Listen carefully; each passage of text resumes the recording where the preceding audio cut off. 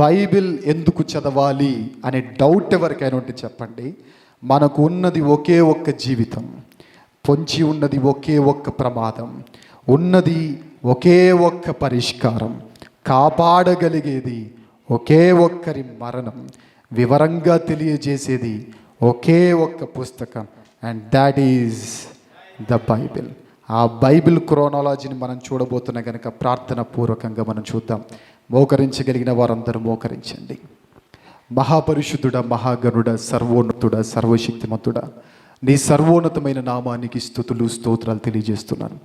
ఈరోజు నాయన నీ గ్రంథంలోనైనా క్లిష్టమైన కష్టమైన నాయన వివరంగా తండ్రి అనేక మంది అర్థం చేసుకోవడానికి ఫెయిల్ అవుతున్న పాత నిబంధన గ్రంథ ధ్యానాన్ని మేము చేస్తుండగా ప్రతి ఒక్కరికి ఒక కథలా అర్థం అవడానికి నీ కృపను చూపించమని కోరుతూ, ఇక నుండి నీ బిడ్డలు నీ గ్రంథాన్ని చదివేటప్పుడు వారి మనస్సులోనైనా మంచి ఆలోచనలను పుట్టించమని ప్రాధాయపడుతూ క్రీస్తేస్ ప్రభులు వారి మహాపరిశుద్ధమైన నాముల్ని ప్రార్థన అడిగి వేడుకుంటున్నాను తండ్రి, ఆమేన్. జాగ్రత్తగా విందాం. మనందరికీ తెలుసు, బైబిల్ 66 పుస్తకాల సమూహం. అందులో 2 భాగాలు ఉన్నాయి. ఒకటి పాత నిబంధన, రెండవది క్రొత్త నిబంధన. పాత నిబంధనలో 39 పుస్తకాలు ఉంటే కొత్త నిబంధనలో 27 పుస్తకాలు మనకు కనబడుతున్నాయి. అయితే ఈరోజు మనం పాత నిబంధనను మాత్రమే మనం చూస్తున్నాం. పాత నిబంధన అనగానే మీకు కనబడుతున్నట్టుగా పాత నిబంధనలో 39 పుస్తకాలు ఉన్నాయి. కొత్త నిబంధన అందరికీ ఈజీగా అర్థమవుతుంది కనుక పాత నిబంధన మీరు రాసుకోకండి. మీకు కావాల్సి అంటే నేను గ్రూప్లో ఈ ఇమేజెస్ అన్నీ పెడతాను, మీరు రాసుకొని టైం వేస్ట్ చేసుకోకండి. ప్రతి ఇమేజ్ మీకు అర్థం అవడానికి అదే చెప్తున్నాను. పవర్ పాయింట్ చేస్తే క్లారిటీ మిస్ అవుద్దని డీటెయిల్డ్గా దానికి కావాల్సిన డెప్త్, దానికి కావాల్సిన డీటెయిలింగ్ అన్ని ఫోటోషాప్లో కష్టపడి తయారు చేసిన ఇన్ఫర్మేషన్ ఇది. సో పాత నిబంధన మాత్రమే ఈరోజు మనం చూడబోతున్నాం. అందులో పాత నిబంధనలో 39 పుస్తకాలు ఉంటే ఆ 39 పుస్తకాలను 4 భాగాలుగా చేశారు. ఒకటి చెప్పండి, పంచకాండాలు. రెండవది చరిత్ర పుస్తకాలు. మూడవది పద్యభాగ పుస్తకాలు. నాలుగవది ప్రవక్తల గ్రంథాలు. ఆది కాండము నుండి ద్వితీయోపదేశ కాండం వరకు పంచకాండాలు అయితే, యెహోషువ నుండి ఎస్తేరు వరకు చెప్పండి, యోబు నుండి పరమగీతముల వరకు, యెషయా నుండి మలాకి వరకు ప్రవక్తల గ్రంథాలు. This is the basic information about the Bible. So ఈరోజు మనం ఏం చూడబోతున్నాం? పాత నిబంధనలో స్టోరీ లైన్ని మనం చూడబోతున్నాం. ఒక కథగా what has happened in the Old Testament in a sequence way, in a chronological way. అందుకే చూడండి, పాత నిబంధన విభజన కిందేముంది? In chronological order. Chronological order అంటే ఏంటి అంటే స్టార్టింగ్ నుండి స్టోరీ ఎక్కడ స్టార్ట్ అయింది, ఎక్కడ ఎండ్ అయింది, ఇది మనం చూస్తాం. మనము యెషయా, యిర్మీయా, ఎస్తేరు, నెహెమీయా ఇవి చూస్తాం కదా. బైబిల్ ఇవన్నీ టైం సీక్వెన్స్ని బట్టి లేవు. సో ఈరోజు ఈ సమయంలో ఈ గంట వర్తమానంలో గంట ప్రజెంటేషన్లో టైం సీక్వెన్స్ని బట్టి మనం ఇదంతా మనం స్టడీ చేయబోతున్నాం. అయితే పాత నిబంధన మనకు అర్థం అవ్వాలంటే దీన్ని డివైడ్ చేయాలి. ఏం చేయాలి? విభజన చేయాలి. సో పాత నిబంధనలో 7 విభాగాలుగా మీ అందరికి అర్థం అవడానికి ఎన్ని విభాగాలు? 7 విభాగాలు చేశాను. Phase 1, phase 2, phase 3, phase 4, phase 5, phase 6 and phase 7. ఈ 7 విభాగాలు ఎందుకు చేశానంటే 7 స్టోరీ అంతా ఒక్కొక్కరి వైపు తిరుగుతూ ఉంటుంది. ఫేజ్ 1లో స్టోరీ అంతా ఒకరి మీద ఫోకస్ అయి ఉంటే, ఫేజ్ 2లో స్టోరీ అంతా ఇంకొకరి మీద ఫోకస్ అయి ఉంటుంది, ఫేజ్ 3లో స్టోరీ అంతా ఇంకొకరి మీద ఫోకస్ అయ్యింది. ఫర్ ఎగ్జాంపుల్, ఒక పెళ్ళిని తీసుకోండి. పెళ్లి కొడుకు నడుచుకుంటూ వస్తున్నాడు అనుకోండి, కెమెరా ఎటువైపు ఉంటుంది? వచ్చి కూర్చున్న తర్వాత పెళ్లి కూతురు వస్తుంది అనుకోండి, కెమెరా ఎటువైపు ఉంటుంది? సో పెళ్లి కొడుకు రావడం ఫేజ్ 1 అయితే పెళ్లి కూతురు రావడం ఎందుకు? ఆ ఫేజ్ 1, ఫేజ్ 2 ఎందుకు చేశానంటే కెమెరా ఫోకస్ అంతా ఆ టైంలో ఒక పాయింట్ మీద నడుస్తూ ఉంటుంది. సో వాట్ ఈస్ ఫేజ్ 1 అంటే, ఫేజ్ 1 అంటే సృష్టికి ముందు జరిగిన సందర్భాలు. మనకి సృష్టి ఉంది, సృష్టికి ముందు కూడా జరిగాయి కదా సందర్భాలు. ఇంతకీ ఏం జరిగాయి? తండ్రి ఉన్నాడు, కుమారుడు ఉన్నారు, పరిశుద్ధాత్ముడు ఉన్నారు. చాలామంది తెలియక మాట్లాడతారు, కుమారుడు పరిశుద్ధాత్ముడు కలుగజేయబడిన వారు అంటారు. నో.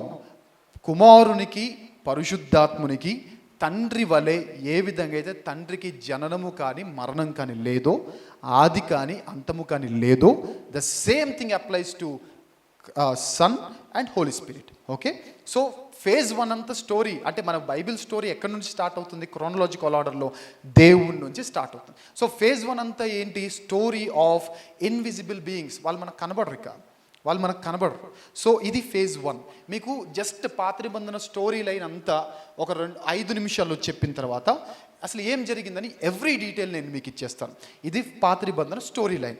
ఓకే, నెక్స్ట్ ఫేజ్ 2లో ఏం జరిగిందంటే ఆది కాండము నుండి యెహోషువ వరకు ఫేజ్ 2గా నేను చేశాను. ఎందుకు అనంటే ఇక్కడ స్టోరీ అంతా ఎవరి చుట్టూ నడుస్తుంది అంటే దేవుడు నిబంధన ఎవరితో అయితే నిబంధన చేసుకున్నాడో, అంటే అబ్రహాము, ఇస్సాకు, యాకోబు, మోషే, యెహోషువ, వీరందరూ ప్రవక్తలు కాదు. అంటే వాళ్ళలో కొందరు ప్రవక్తలు ఉన్నారు, అది ప్రవక్తల కాలము కూడా కాదు. వీరందరూ ఎవరు అంటే నోవహు, వీళ్ళందరూ దేవుడు నిబంధన చేసుకున్న జనక. So it's a story of God's covenant people. Phase 2 ఎక్కడి నుంచి ఎక్కడి వరకు చెప్పండి? ఆది కాండము నుండి యెహోషువ వరకు.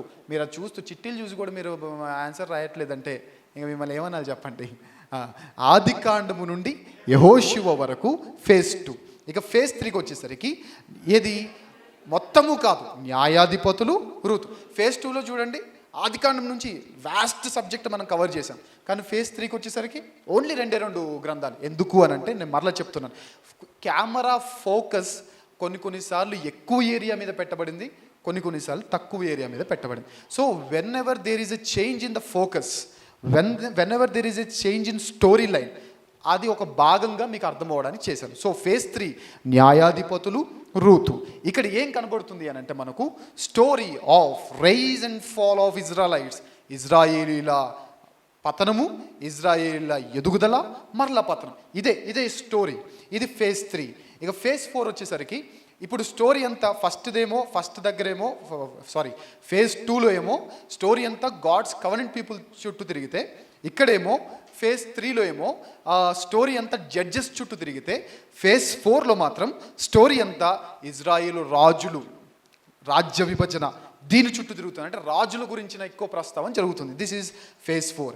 ఇక ఫేజ్ 5కి వచ్చేసరికి వారు చెరలోకి ఎందుకు వెళ్ళారు, చెరలో ఏం జరిగింది, ఇంతకీ ఎవరు ఏ చెరలోకి వెళ్ళారు, అషూరు చెర ఏంటి, బాబిలోన్ చెర ఏంటి, నెబుకద్నెజరు, దానియేలు, వీళ్ళేంటి, అసలు ఈ కథ ఏంటి, ఇదంతా మనకు ఫేజ్ 5లో కనబడుతుంది. నెక్స్ట్ వచ్చేసరికి చెర కాకుండా స్టోరీ అంతా విమోచన మీద షిఫ్ట్ అయిపోతుంది.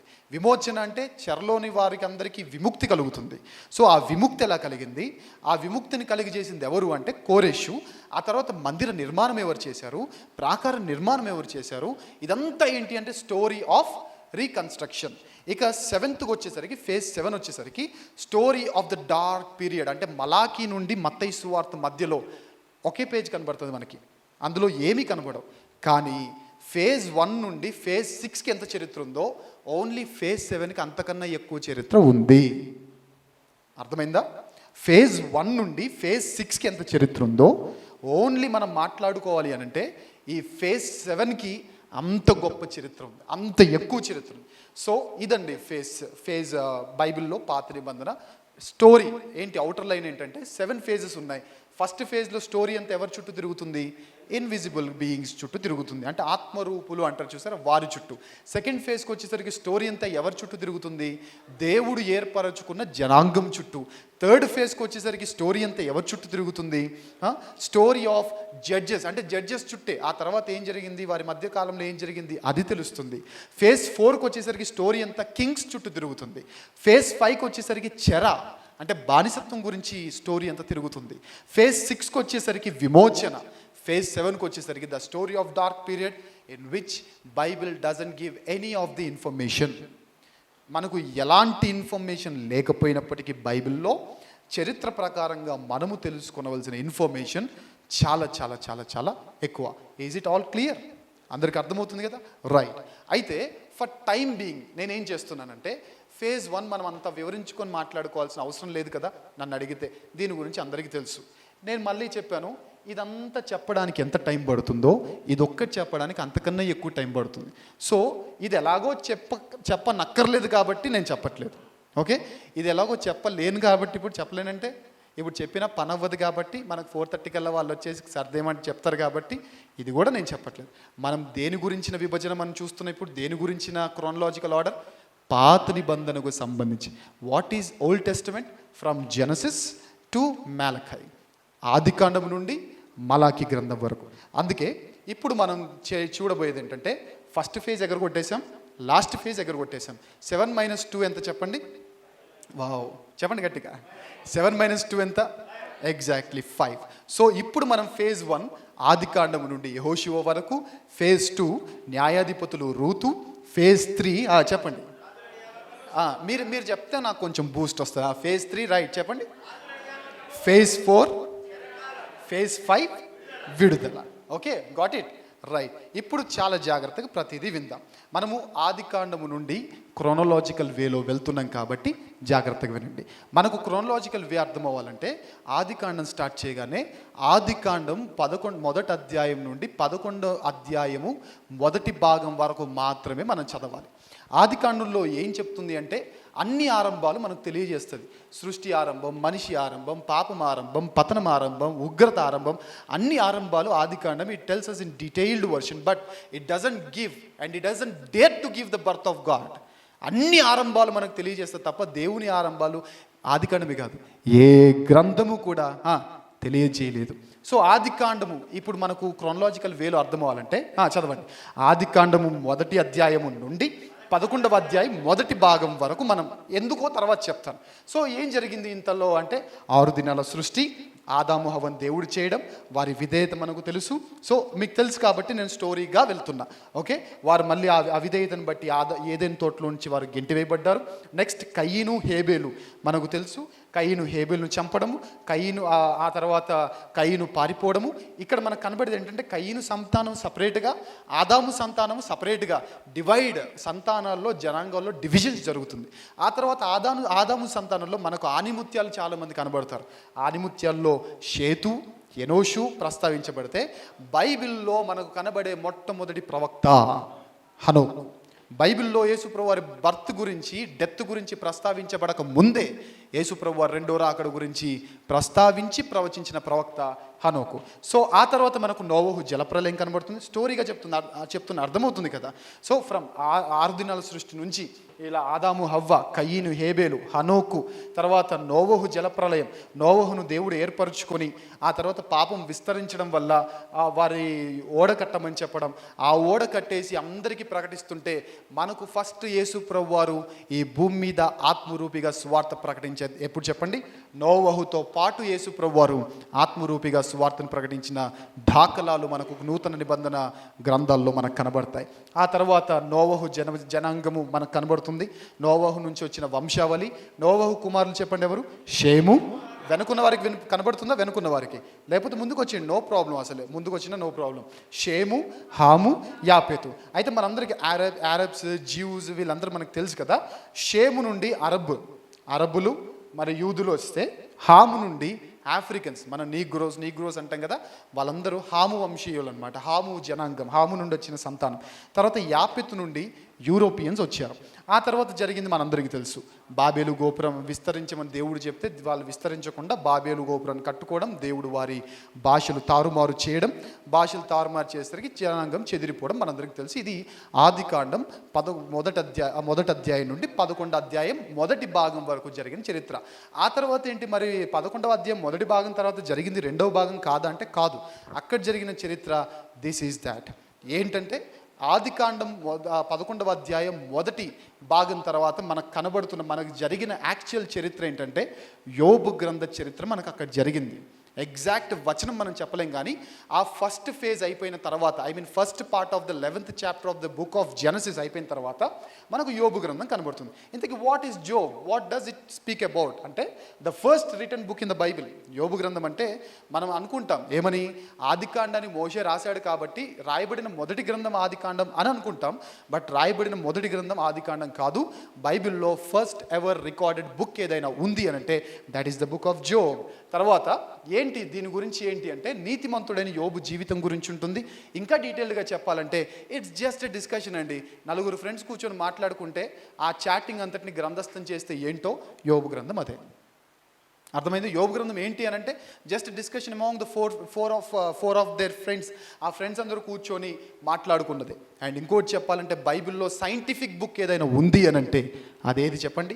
యోబు గ్రంథం. అండ్ ఇంకోటి, యోబు గ్రంథం చదివేటప్పుడు పాత నిబంధన రూల్స్ కానీ కొత్త నిబంధన రూల్స్ కానీ దయచేసి దీనికి మీరు అప్లై చేయకండి. ఎందుకంటే పాత నిబంధనకు కానీ కొత్త నిబంధనకు కానీ దాని గ్రంథకర్తలకు కానీ అప్లై కానీ లేదా ఏమంటారు సంబంధించని ఏకైక పుస్తకం బైబిల్లో ఏది అని అంటే book of Job. So and ఇంకో విషయం చెప్పాలంటే దీనికి ఉన్న స్పెషాలిటీ, హనోకు యేసుప్రభు వారి రెండో రాకడ గురించి ప్రవచిస్తే ఈయన యేసుప్రభు వారి పునరుద్ధానం గురించి ప్రవచించిన మొదటి ప్రవక్త. నా విమోచకుడు సజీవుడు యోబు గ్రంథంలో మనకు కనబడుతుంది. సో ఆదికాండం 1వ అధ్యాయం నుండి 11వ అధ్యాయం మొదటి భాగం వరకు వచ్చాం. తర్వాత వెంటనే మనం వెంటనే బుక్ ఏంటి? యోబు గ్రంథం. ఆ తర్వాత మళ్ళీ ఆదికాండం 11వ అధ్యాయము మనం మళ్ళీ రెజ్యూమ్ చేస్తాం. అందులో మనందరికీ తెలుసు దేవుడు అబ్రహామును ఎన్నుకోవడం, అబ్రహాముకి 2 కుమారులు, ఇతను కూడా కుమారునిగా పిలువబడ్డాడు కాబట్టి. సో ఇష్మాయేలు, ఇస్సాకు. చూడండి, ఇక్కడ అబ్రహాము దేవుడు ఎన్నుకున్నాడు, ఇక్కడ ఎవరిని ఎన్నుకున్నాడు? మీకు ఎన్నుకున్న వ్యక్తులను నేను హైలైట్ చేశాను. అందుకే దేవుడు ఇస్సాకు వలన అయినదే నీ సంతానం అనబడును అని దేవుడు చెప్పాడు కనుక ఇస్సాకును దేవుడు ఎన్నుకున్నాడు. ఈ టైమింగ్స్ అన్ని నేను చెప్పట్లేదండి, నేను ఎలాగో మీకు ఇస్తాను. సో మీరు తర్వాత చూసుకోవాలనుకుంటే మీ ఇంట్రెస్ట్ని బట్టి మీరు చూసుకోండి. ఆ తర్వాత ఇస్సాకుకు 2 కుమారులు మనందరికి తెలుసు. ఎవరెవరు? మీరు మాట్లాడాలి. అబ్రహాంకి ఎవరెవరు కుమారులు? తర్వాత ఎవరిని దేవుడు ఎన్నుకున్నాడు? ఆయనకి ఎంతమంది కుమారులు? అందులో ఎవరిని దేవుడు ఎన్నుకున్నాడు? అందులో వాళ్ళకి ఎంతమంది కుమారులు? ఆ 12 మంది గోత్రికల్లో ఒకరిని, ఆ యోసేపును మనందరికీ తెలుసు, యోసేపును ఐగుప్తుకు అమ్మివేశారు. తర్వాత అందులో జరిగిన స్టోరీ లైన్ ఏంటంటే ఆ తర్వాత కరువు సంభవించింది. ఇజ్రాయిల్ ఐగుప్తులో నివసించడానికి రావడం జరిగింది. యోసేపు మా తమ్ముడు ఇంకా బతికే ఉన్నాడని చెప్పేసి వారందరూ ఇజ్రాయిల్ ఫుడ్ కోసం వచ్చేసి నా తమ్ముడే ఇక్కడ యువరాజుగా ఉంటున్నాడని చెప్పేసి తండ్రితో పాటు ఐగుప్తులో నివసించడానికి రావడం జరిగింది. ఆ తర్వాత ఐగుప్తులో నివసిస్తున్నప్పుడే యాకోబు మరణిస్తే వారు ఇజ్రాయిల్లో పాతి పెట్టేసి వస్తారు. ఆ తర్వాత యోసేపు మరణించడం జరుగుతుంది. BC 1804లో యోసేపు చనిపోవడం జరుగుతుంది. ఇంతటితో మనకు ఆదికాండం ముగింపబడుతుంది. ఓకే, ఆదికాండం అయిపోయేసరికి మనం ఎన్ని గ్రంథాలు కవర్ చేశాం? 2 గ్రంథాలు. ఏవేవి చెప్పండి? ఆదికాండం అర్థమవుతుందా? మళ్ళీ స్టార్టింగ్ నుంచి చెప్పండి. అర్థమవుతుంది కదా? రైట్. ఆ తర్వాత మనందరికీ తెలుసు, ఇప్పుడు ఈ యోసేపును ఎరుగున ఒక కొత్త రాజు ఇజ్రాయిల్ను పాలించడం, ఆ తర్వాత మోషే జన్మించడం, మోషేను దేవుడు ఎన్నుకోవడం, మోషే నాయకత్వంలో దేవుడు ఇజ్రాయిల్ను విడిపించడం, 10 ఆజ్ఞలు ఇవ్వడం, అరణ్యంలో అవిధేయులను దేవుడు సంహరించడం, మోషే చేసిన చిన్న తప్పు పనిని బట్టి మోషే కనాన్లో ప్రవేశించలేకపోవడం, ఆ తర్వాత అక్కడే ఎక్కడో ఒక కొండ మీద మోషే చనిపోవడం, దాని ఎగ్జాక్ట్ ప్లేస్ కూడా ఎవరికి తెలియకుండా ఉంది అనే విషయం బైబిల్లో మనకు నోట్ చేయబడుతుంది. మోషే మరణించిన తర్వాత యెహోషువ నాయకునిగా ఎన్నుకోబడతాడు. యెహోషువ నాయకత్వంలో స్వాస్థ్యాన్ని పంచుకుంటారు. మనందరికీ తెలుసు. చూడండి, యోసేపు ద్వారా ఐగుప్తులోకి వచ్చారు, మోషే ద్వారా ఐగుప్తు నుండి బయటికి వెళ్ళారు, కానీ కనాన్లోనికి ప్రవేశించలేదు. కనాన్లోకి ఎవరి ద్వారా ప్రవేశించారు? యెహోషువ ద్వారా. సో యెహోషువ అందరికీ ల్యాండ్ అంతటిని ఏం చేశాడు చెప్పండి? పంచిపెట్టాడు. ఆ పంచిపెట్టిన తర్వాత యెహోషువ గారు కూడా చనిపోయారు. సో వెన్ యెహోషువ డైడ్, యెహోషువ గ్రంథం కూడా అయిపోయింది. సో దాన్ని బట్టి మనకు అర్థం అవ్వాల్సింది ఏంటంటే మనం అనుకుంటున్న ఫేజ్ 1 ఇక్కడితో ఎండ్ అయింది. సో ఈ ఫేజ్ 1 అయిపోయేసరికి మనం కవర్ చేసిన బుక్స్ ఏంటి అంటే చెప్పండి?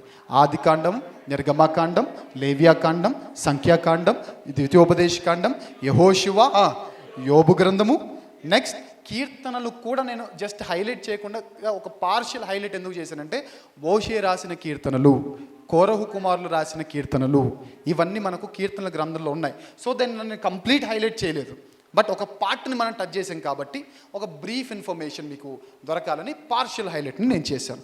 ఆ నెక్స్ట్ మనందరికీ తెలిసిందే ఫేజ్ 2 ఏం చెప్పండి? న్యాయాధిపతులు. చూడండి, ఇక్కడ ఇలా యారో మార్క్స్ ఉన్నాయి చూసారా? ఈ యారో మార్క్స్ ఎందుకు పెట్టాల్సి వచ్చిందంటే న్యాయాధిపతులు, రూతు గ్రంథం ఎప్పుడో న్యాయాధిపతుల కాలంలోనే జరిగిన ఒక చరిత్ర. సో ఇందులో ఏం జరుగుతుందంటే సిన్ సైకిల్ ఆఫ్ ఇజ్రాయిలైట్స్ అనమాట. అంటే ఇజ్రాయిల్ల పాపపు చక్రం. ఏం చేస్తారు? ఇజ్రాయిల్ పాపం. ఇందులో ఉండే స్టోరీ లైన్ ఏంటి? ఇజ్రాయిలీలు పాపం చేస్తారు. పాపం చేయడం బట్టి దేవుడు వారిని ఏం చేశాడు? చూసి చెప్పండి. పాపం చేయడం బట్టి దేవుడు వారిని ఏం చేశాడు? చెరలోనికి అప్పగించాడు.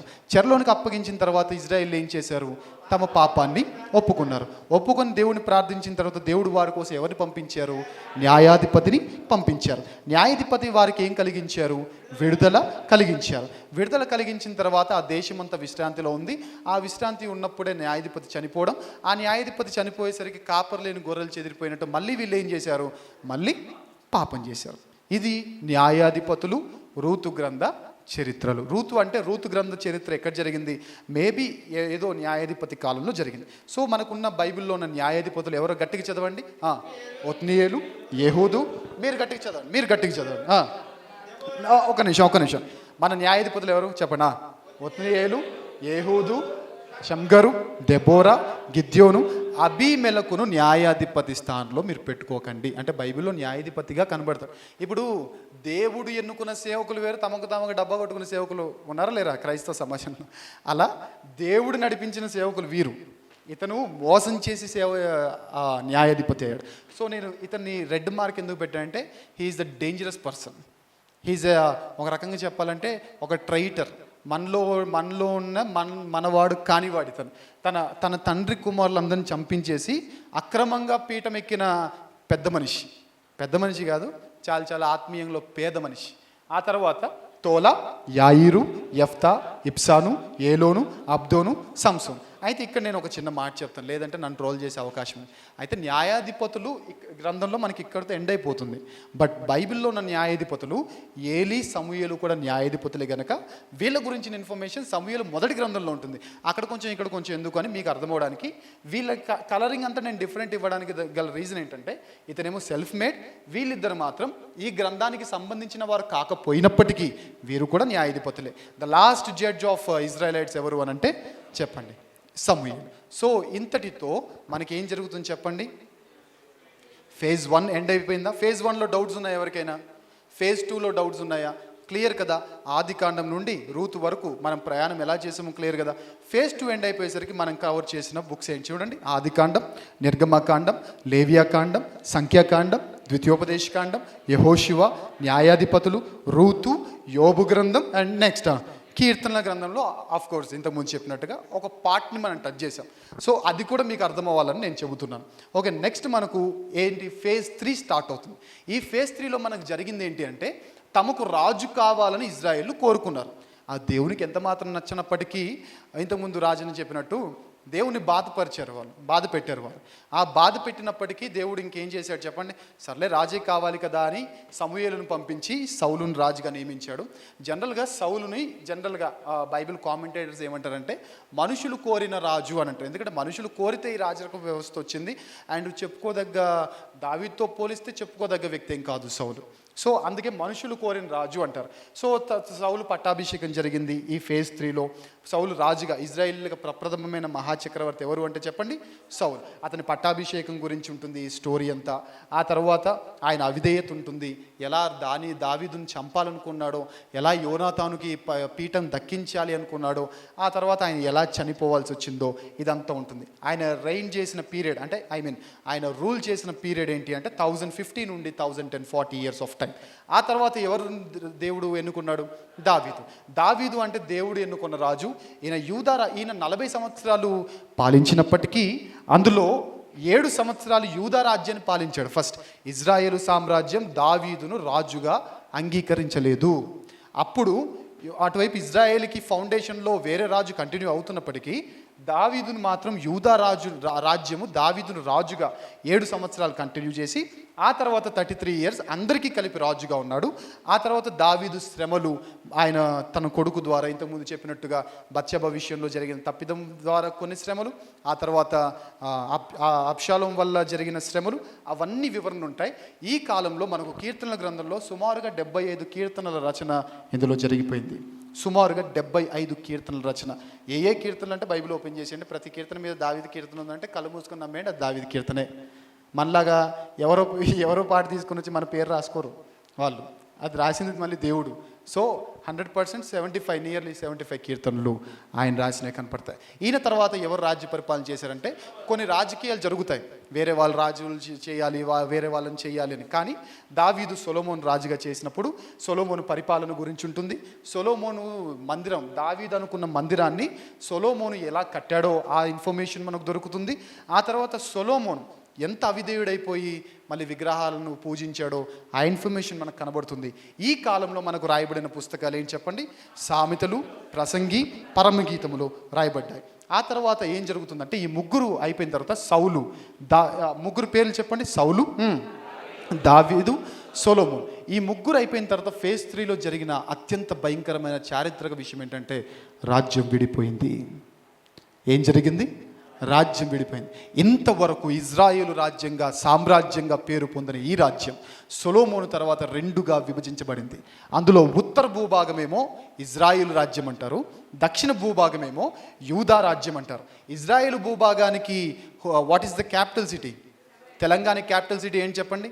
హైదరాబాద్. ఉత్తర భూభాగం అంటే ఇజ్రాయేలు రాజ్యానికి రాజధాని సమరయ్య, షోమ్రోను. మీకు బైబిల్లో కనబడుతుంటాయి కదా, షోమ్రోను అన్న, సమరయ్య అన్న ఒకటే. దక్షిణ భూభాగంకి వచ్చేసరికి యూదా రాజ్యం అంటున్నాం. రాజధాని ఏంటి చెప్పండి? సో ఇదండి యాక్చువల్గా సౌలు, దావీదు అండ్ సొలొమోను పరిపాలించిన రాజ్యం కంబైన్డ్గా ఆల్ టుగెదర్ వాళ్ళు పరిపాలించేది ఇది. కానీ సొలొమోను చనిపోయిన తర్వాత జరిగిన కొన్ని రాజకీయ పరిస్థితులను బట్టి ఇదేమో ఉత్తర భూభాగం అంటే ఇజ్రాయేలు రాజ్యం. 10 గోత్రాలు ఇందులోకి వస్తాయి. యూదా, బెన్యామీను మాత్రమే ఇందులోకి వస్తాయి. ఇది దక్షిణ భూభాగం. ఓకేనా? సో నార్దర్న్ పార్ట్ అంటే ఇజ్రాయెల్ రాజ్యం, సదర్న్ పార్ట్ అంటే భూభాగం ప్రకారంగా దక్షిణ భూభాగం అంటే ఏంటి? యూదా రాజ్యం. ఇది ఫేజ్ 3 అన్నమాట. సో ఇంతటితో మనకు ఫేజ్ 3 కూడా ఎండ్ అయిపోయింది. ఫేజ్ 1 స్టోరీ అంతా ఎవరి చుట్టూ తిరుగుతుంది? దేవుడు నిబంధన ఏర్పాటు చేసుకున్న ప్రజల చుట్టూ. ఫేజ్ 2 స్టోరీ అంతా ఎవరి చుట్టూ తిరుగుతుంది? ఎవరి చుట్టూ? న్యాయాధిపతుల చుట్టూ. ఫేజ్ 3 స్టోరీ అంతా ఎవరి చుట్టూ తిరుగుతుంది? కింగ్స్ అండ్ సపరేషన్ వారి గురి చుట్టూ తిరుగుతుంది. ఇక ఫేజ్ 4కి వచ్చేసరికి ఫేజ్ 3లో మనము కంబైన్డ్ రాజ్యం చూసాం. ఫేజ్ 4కి అంతలో ఫేజ్ 4 కంటే ముందుగా ఓ చిన్న విషయం. ఇప్పటివరకు మనం కవర్ చేసిన బుక్స్ ఒకసారి చెప్పండి. ఆదికాండం, నిర్గమకాండం, లేవియాకాండం, సంఖ్యాకాండం, ద్వితీయోపదేశకాండం, యెహోషువ, న్యాయాధిపతులు, రూతు, మొదటి సమూయేలు, 2వ గ్రంథం. ఇవి పార్షియల్గా టచ్ చేసాం. ఈ కలర్ ఉందంటే మీకు అర్థమైపోవాలి.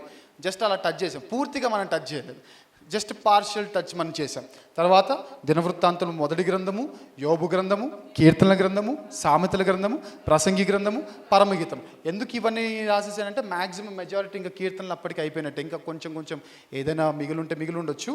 ఆ తర్వాత సామెతలు, ఈ ప్రసంగి, పరమగీతంలో ఎవరు రాసినవి చెప్పండి? సొలొమోను. సో కంప్లీట్ అయిపోయాయి అక్కడితో. కానీ సొలొమోను సామెతలు కాకుండా వేరే సామెతలు కూడా బైబిల్లో ఉన్నప్పటికీ సామెతల గ్రంథం చివరి అధ్యాయం సొలొమోను సామెతలు కాదు అవి. సో అయినప్పటికీ మెజారిటీ ఆఫ్ ద పోర్షన్ మనం కంప్లీట్ చేసాం కాబట్టి దాన్ని మీకు హైలైట్ చేయడం జరిగింది. ఇది 4th ఫేజ్. మనం ఇంతకుముందు ఫేజ్ 3లో చూసిందంటే కంబైన్డ్ రాజ్యం, కంబైన్డ్గా పాలించిన కింగ్స్. వాళ్ళు ముగ్గురు ఎవరు? సౌలు, దావీదు, సొలొమోను. ఆ తర్వాత రాజ్యం విభజించబడింది కదా. ఇక్కడ అన్నిటికంటే చాలామంది అంటూ ఉంటారు కదా, ఏమని? ఏది ఓబద్య దేని గురించి మాట్లాడుతున్నాడు, తర్వాత ఆయనే దేని గురించి మాట్లాడుతున్నాడు, యెషయా what is he speaking about అని చాలామంది అంటూ ఉంటారు. ఏ రాజు ముందు దినవృత్తాంతాలు అర్థం అవ్వట్లేదు, రాజుల గ్రంథాలు అర్థం అవ్వట్లేదు, అసలు గ్రంథాలు ఏం అర్థం అవ్వట్లేదు అంటే మీకు క్రోనాలజీ మీకు బాగా గుర్తుండాలంటే ఈ ప్రవక్తల మీద మీకు ఐడియా ఉండాలి. సో ఆ రాజులు వీళ్ళు ఎవరు చెప్పండి? మీరు మెయిన్గా వీళ్ళ మీద ఫోకస్ పెట్టండి. ఈ 2 దీని మీద వద్దు. ఓకేనా? ఈ 2 పేజెస్ ఒకటే. అంటే ఈ పోర్షన్ మీద మీరు ఫోకస్ పెట్టకండి, ఈ పోర్షన్ మీద మీరు ఫోకస్ పెట్టకండి. అంటిల్ అండ్ అన్లెస్ నేను ఫోకస్ పెట్టమంటే తప్ప దీన్ని స్కిప్ చేయండి, దీన్ని స్కిప్ చేయండి. So we're just concentrating on the middle of the 2. ఈ టేబుల్స్లో మిడిల్ పోర్షన్స్ని మనం కాన్సన్ట్రేట్ చేస్తున్నాం. వీరెవరు అంటే ఇజ్రాయెల్ రాజులు. వీరెవరు? ఎందుకు ఇజ్రాయెల్, యూదా 2 రాజులుగా ఉన్నారంటే ఫేజ్ 3లో ఏం జరిగింది? రాజ్యం విభజించబడింది. సో ఇజ్రాయెల్ రాజులు ఎవరంటే యెరోబాము, యూదా రాజులు రెహబాము, ఇక్కడ నాదాబు, ఇక్కడ అబియాము, ఇక్కడ బయేషా, ఇక్కడ ఆసా, ఇక్కడ జిమ్రి, తిబ్ని, తర్వాత ఒమ్రి. ఆ తర్వాత ఎవరు వచ్చారు? ఆహాబు రాజ్యం వెళ్తున్నాడు. ఆహాబు రాజ్యం వెళ్తున్నప్పుడు ఇజ్రాయేలు గురించి ప్రవచించిన ప్రవక్త ఏలియా ప్రవక్త. ఏలియా ప్రవక్త. సో ఈ ఏలియా ప్రవక్త ఎవరి కాలంలో ఉన్నాడంటే అహాబ్ రాజ్యం వెళ్తున్నప్పుడు. సో ఈ ఏలియా ప్రవక్త ప్రవచించే టైంలో ఇంకో ప్రవక్త ప్రవచించాడు. అది ఇజ్రాయేలీలకు కాదు, ఎవరికి? యూదులకు ప్రవచించాడు. ఆయన ఎవరంటే ఓబద్యా. సో ఓబద్యా గురించి మీరు అనుకున్నప్పుడల్లా మీరు అనుకోవాల్సిన విషయం ఏంటంటే ఓబద్యా యూదా వాడే తప్ప ఆయన యూదుల గురించి ప్రవచించలేదు. ఎవరి గురించి ప్రవచించాడంటే అష్షూరీయుల గురించి ప్రవచించాడు. చెప్పండి, ఓబద్యా ఎవరి గురించిన ప్రవచనం చేశాడు? ఆయన యూదుడే. అంటే నేను తెలంగాణ వాడినే, కానీ నేను ఆంధ్రాకి వెళ్ళి మీటింగ్లో, నాకు ఎక్కువ మీటింగ్లు ఆంధ్రాలో ఉంటాయి, తెలంగాణలో ఉండవు. సో నేను ఆంధ్రాలో ఎక్కువ మీటింగ్స్ ఉన్నాయి కాబట్టి నేను ఆంధ్రోని అయిపోయానా? కాదు, ఈయన యూదుడే, కానీ ప్రవచించింది ఎవరికి? అష్షూరీల గురించి ప్రవచించాడు.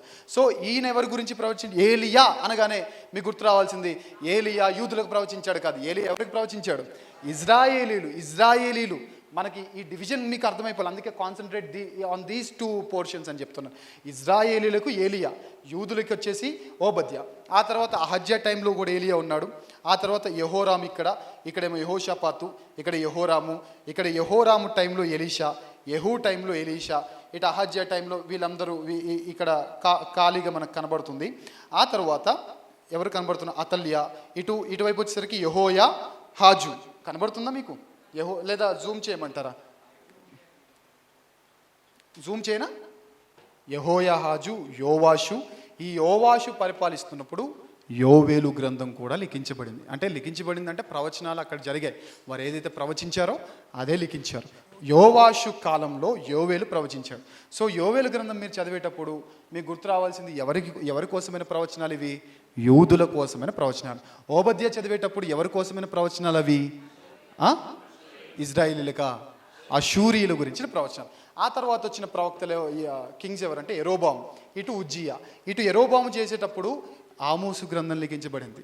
ఇక్కడ ఇటు ఉజ్జియా రాజ్య పరిపాలన చేసేటప్పుడు యెషయా గ్రంథం. పెద్ద ప్రవక్త అని ఎందుకంటారంటే ఈయనంత ఎక్కువ కాలం ప్రవచించిన ప్రవక్తలు లేరు కాబట్టి, సుమారుగా 60 సంవత్సరాలు ప్రవచించాడు ఈయన. అండ్ ఇంకోటి యెషయా గ్రంథాన్ని మినీ బైబిల్ అని అంటారు. ఎందుకంటే బైబిల్లో 66 పుస్తకాలు ఉన్నట్టుగా అందులో 66 అధ్యాయాలు ఉంటాయి. బైబిల్లో 39 పుస్తకాలు పాత నిబంధన అన్నట్టుగా అందులో కూడా 39 ఏమో లా గురించి మాట్లాడతాయి. తర్వాత నెక్స్ట్ వచ్చే 27 ఏమో గ్రేస్ గురించి, అంటే తర్వాత దేవుని గురించి, ఆ తర్వాత జరగబోయే కృప గురించి మాట్లాడుతూ ఉంటుంది. సో యెషయా గ్రంథాన్ని what do we call it? Mini Bible అని పిలుస్తాం.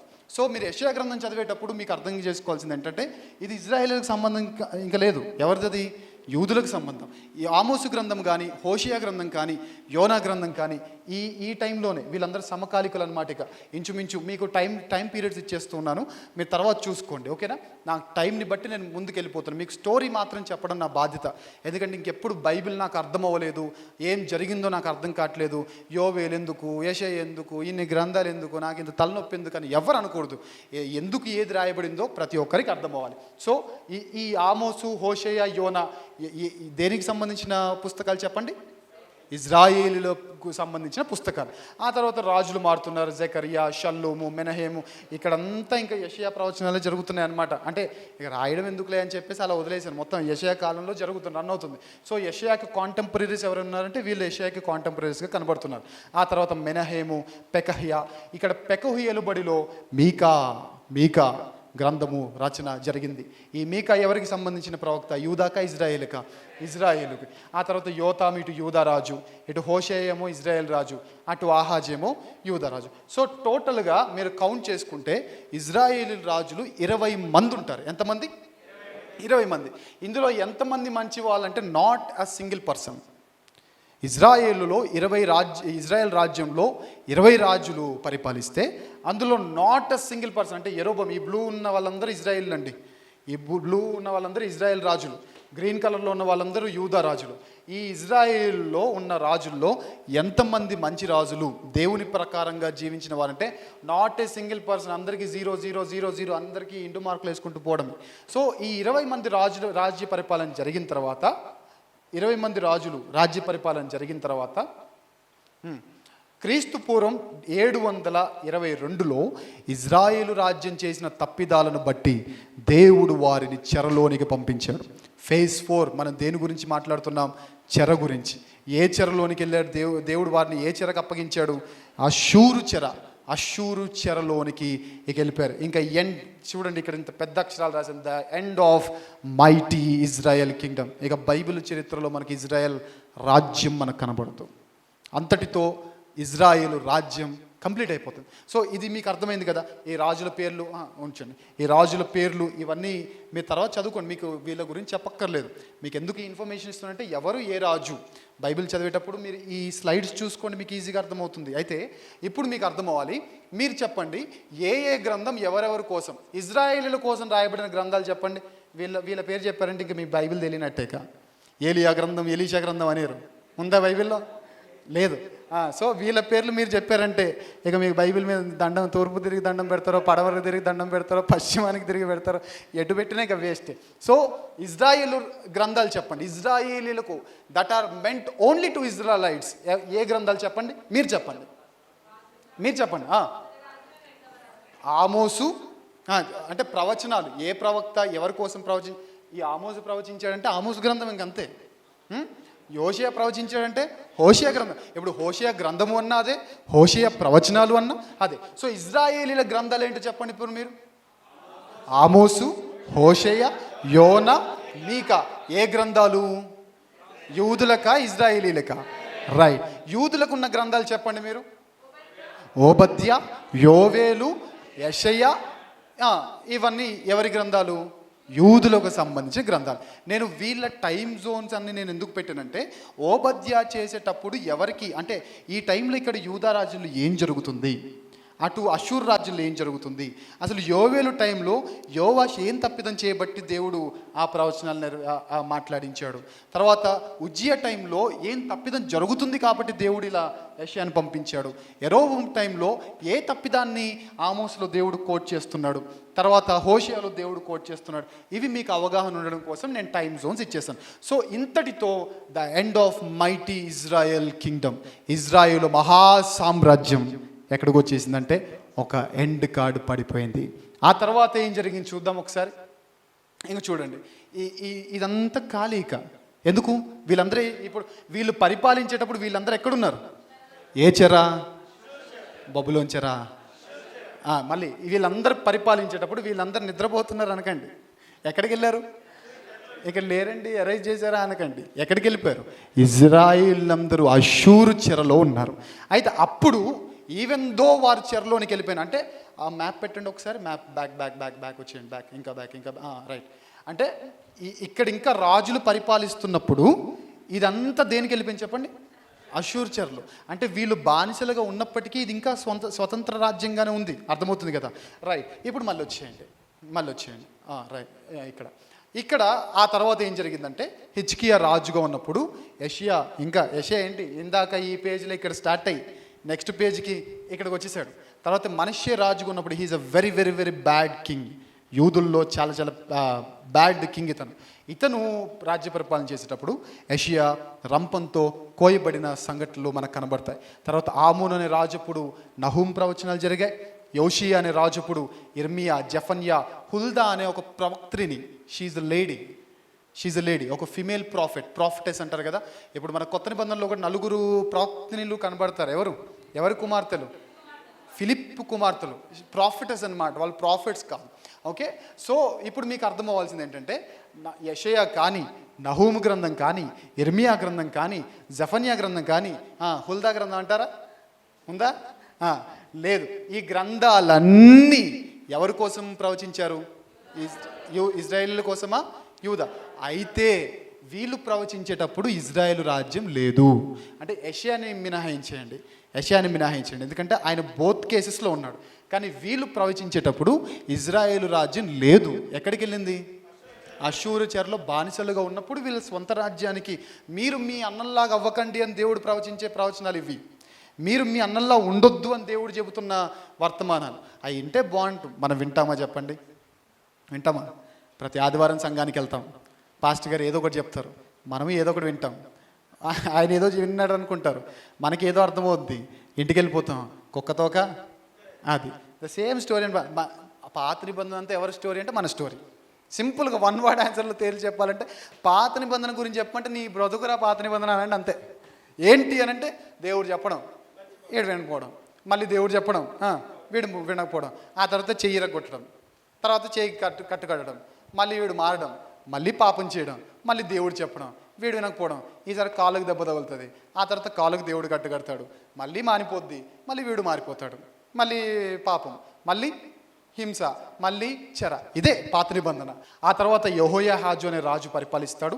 తర్వాత యెహోయాకీము అనే రాజు పరిపాలిస్తే ఇక్కడ మనకు ఇర్మియా, ఇక్కడ నుంచి ఇక్కడ వరకు ఇర్మియా ప్రవచన కాలం రన్ అవుతూనే ఉంటుంది. ఇక్కడ మనకు హబక్కుకు, యెహెజ్కేలులు కూడా మనకు కనబడతారు ప్రవచనాలు. యెహెజ్కేలుకు మాత్రమే ఉన్న ఒక స్పెషాలిటీ ఏంటంటే చెర ముందు ప్రవచించాడు, చెరలో కూడా ప్రవచించాడు. ఓకేనా? వీళ్ళందరూ చెరకు ముందు ప్రవక్తలు. ఎక్కడి వరకు? ఇక్కడ వరకు ఏ ప్రవక్తలు వీరు? చెరకు ముందు, బానిసత్వానికి ముందు ప్రవక్తలు. కానీ యెహెజ్కేలుకు వచ్చేసరికి బానిసత్వానికి ముందు జరిగింది, బానిసత్వానికి తర్వాత కూడా ఆయన ప్రవచనాలు జరిగాయి.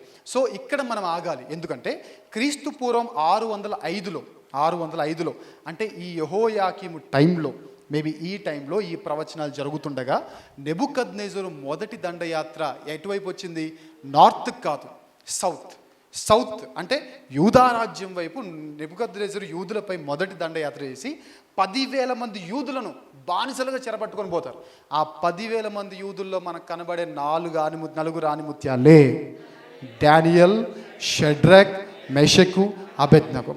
సో వీళ్ళు ఎప్పుడు చెరలోకి వెళ్ళారంటే ఇక్కడ కాదు, ఇది కంప్లీట్గా డివాస్టేషన్, ఇది కంప్లీట్ డివాస్టేషన్. కానీ ఫస్ట్ దేవుడు వాళ్ళను కొట్టడానికి ఫస్ట్ పంపించిన ట్రైలర్ లాంటిది ఈ చెరలో 10,000 మంది చెరలోనికి వెళ్ళిపోతే అందులో మనకు కనబడిన ఆణిముత్యాలే దానియేలు, షడ్రకు, మెషకు. సో మీరు దానియేలు గ్రంథం చదివేటప్పుడు ఈ 605 నుండి ఆ జరిగిన సందర్భాల ప్రస్తావన కూడా ఇక్కడ ఉంది. ఆ టైంలో జరిగిన ప్రస్తావన కూడా మనం అర్థం చేసుకోవాలి. ఆ తర్వాత వీళ్ళు చెరలోనికి వెళ్ళిపోయిన తర్వాత యాజ్ ఇట్ ఈస్ మళ్ళీ రాజులు రావడం, యెహోయాకీను, సిద్కియా, వీళ్ళు యూదా రాజులుగా ఉండడం.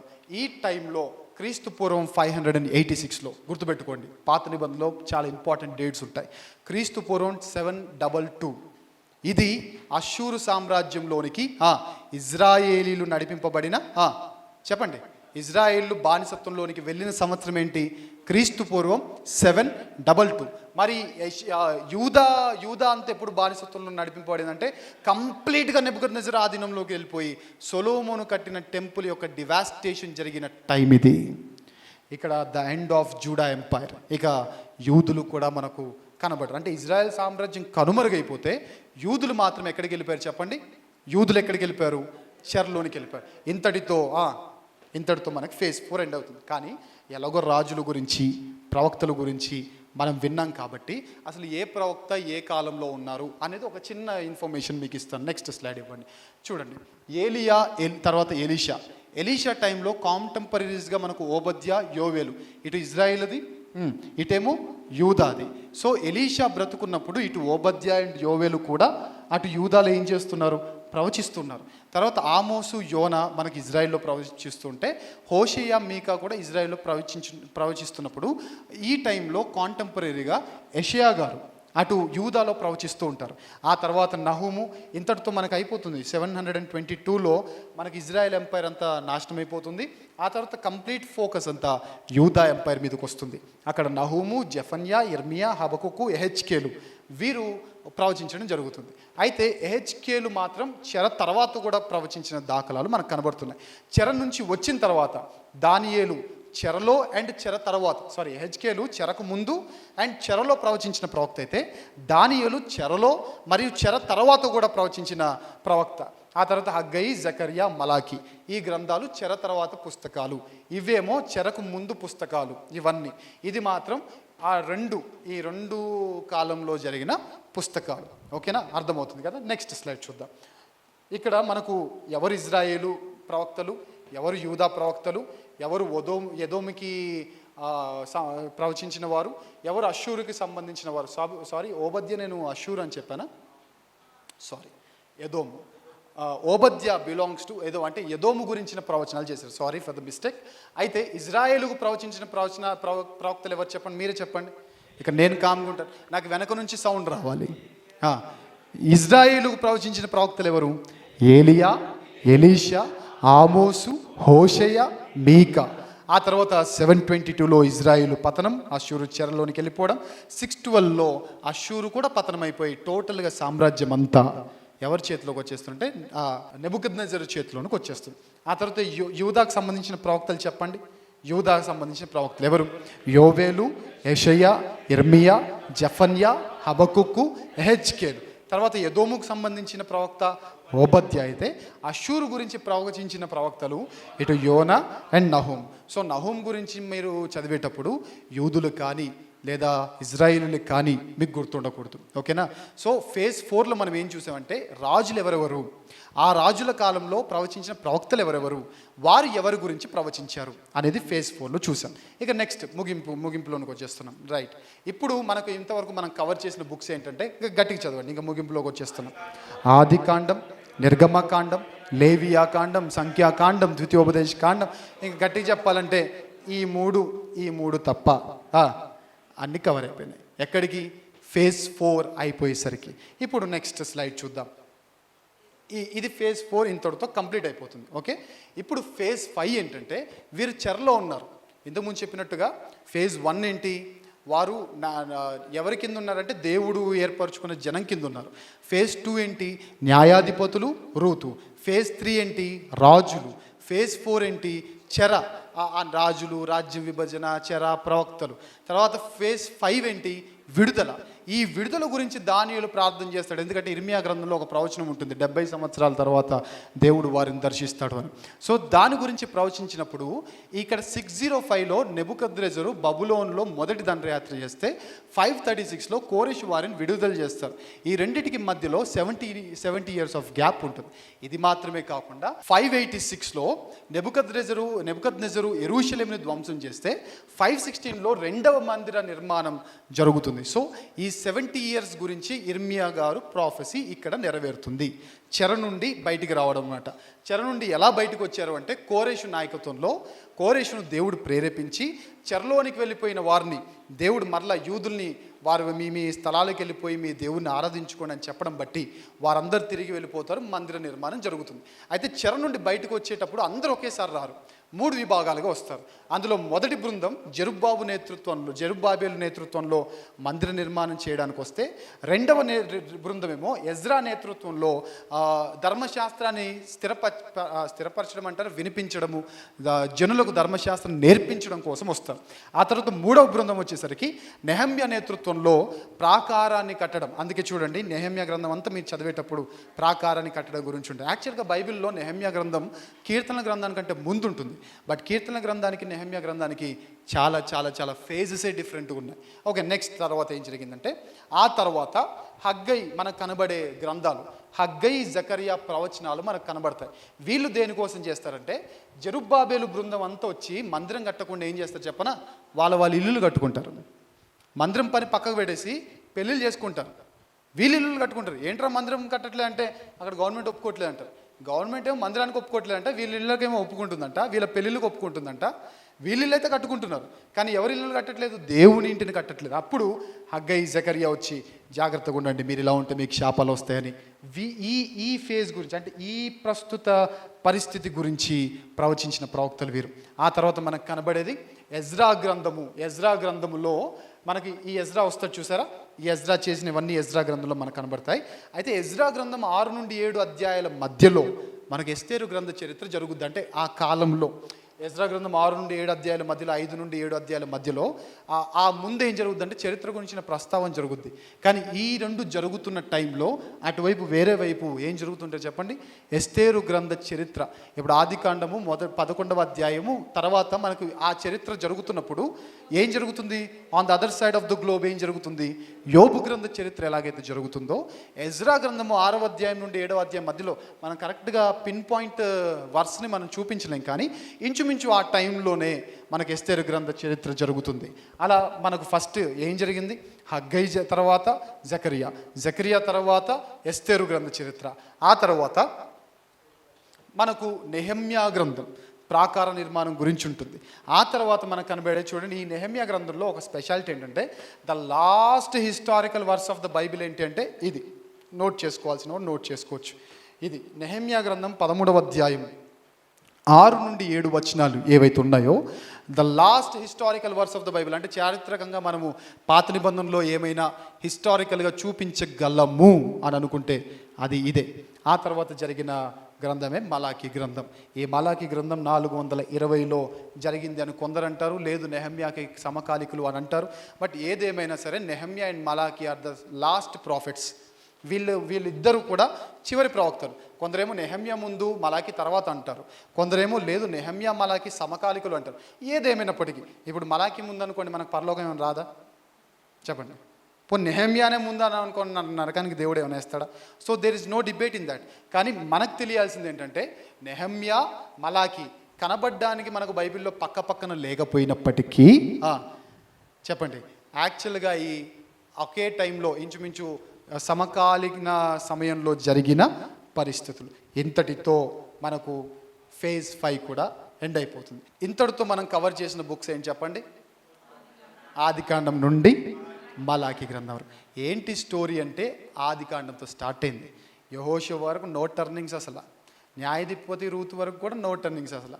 ఇంకా అక్కడ నుంచి అరకు ఘాట్ రోడ్ స్టార్ట్ అవుద్ది. ఎటు తిరుగుతామో, ఎటు దిగుతామో, ఎటెక్కుతామో ఆ కన్ఫ్యూజన్ అంతా 4th ఫేజ్లో మనకు స్టార్ట్ అవుద్ది. ఎవరికి ప్రవచించారు ఇవి అర్థం కాక, ఆ గ్రంథాలు చదివేటప్పుడు ఎందుకు ఈ ప్రస్తావన జరిగిందో తెలియక చాలామంది బైబిల్ అర్థం కావట్లేదు అంటారు.